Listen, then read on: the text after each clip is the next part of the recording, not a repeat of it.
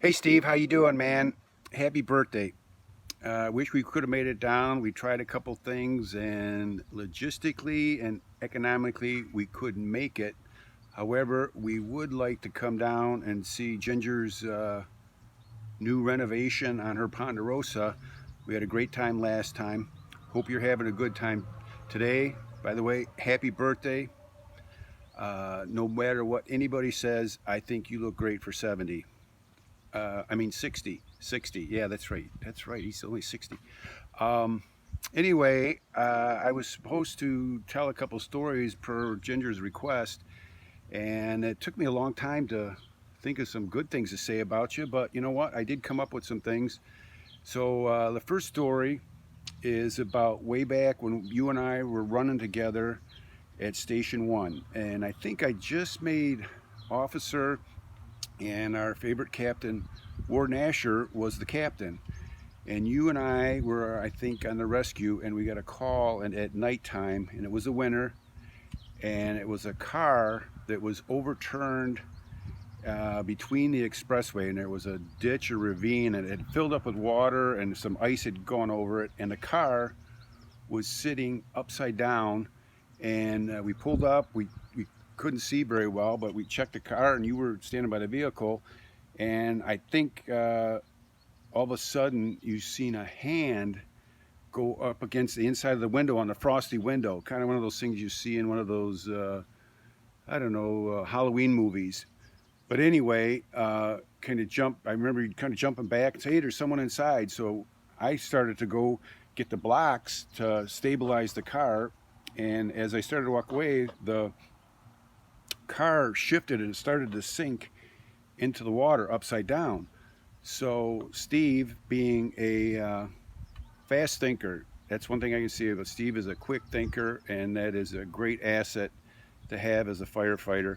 Uh, and Ginger, I'm not saying he's always right, but he is a quick thinker, and he ended up breaking the window out, and the car started to slide down and more into the water, and he pulled the lady out and rescued her.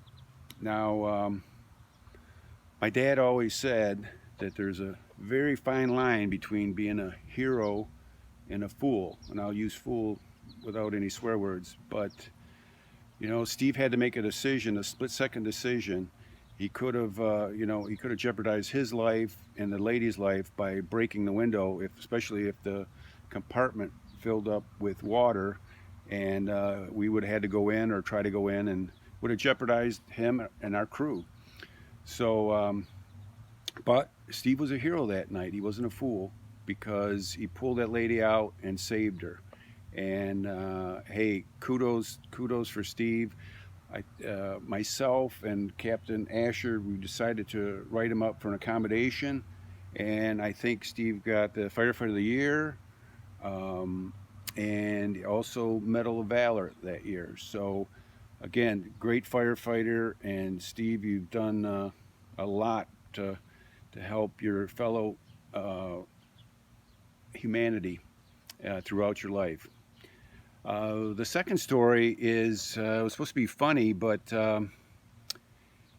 what I we had a lot of we fooled around a lot, and Steve was always in the middle of the water fights. We had shaving cream on the pillows. We would put IVs and drip down from the ceiling tiles on the unsuspecting firefighters laying in the bed, especially the new ones. The new ones on probations. I think we just tortured these guys.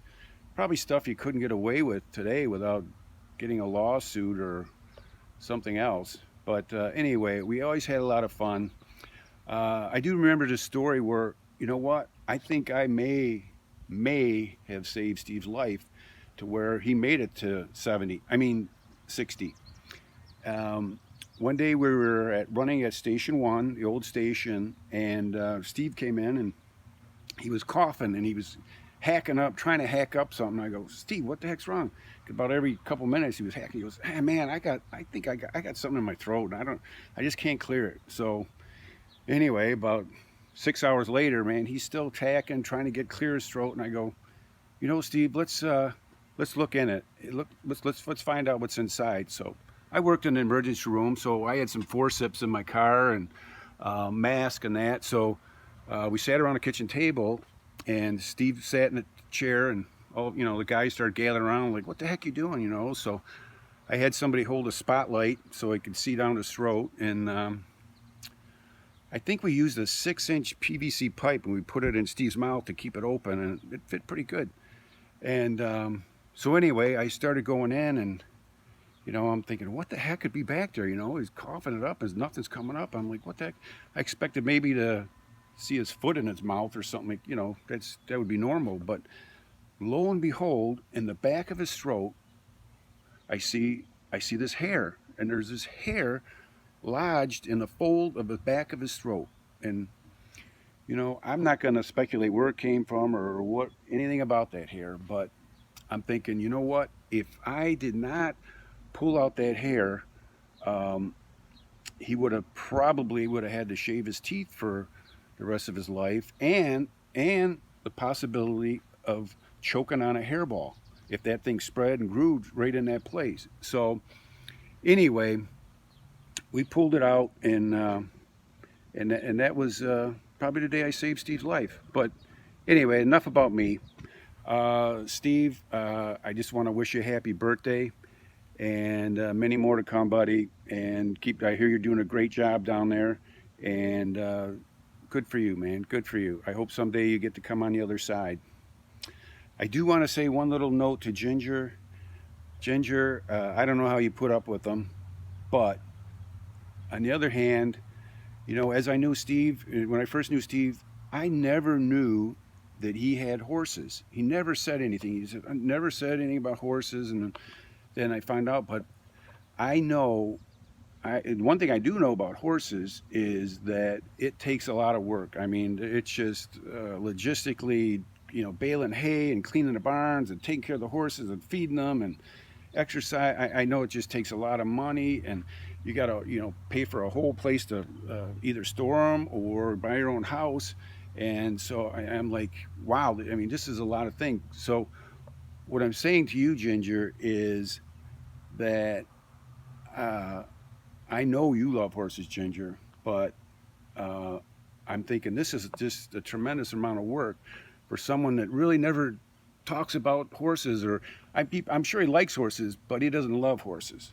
But I do know one thing: he loves somebody that loves horses, and I know he would do anything for you. And you guys have done a great job raising kids, and you've got a great area, a little paradise down there of just a patriotic area. We went to the rodeo, and kids were saying, yes ma'am, no ma'am. That's a great place to raise your kids. Just a piece of Americana was I was looking for.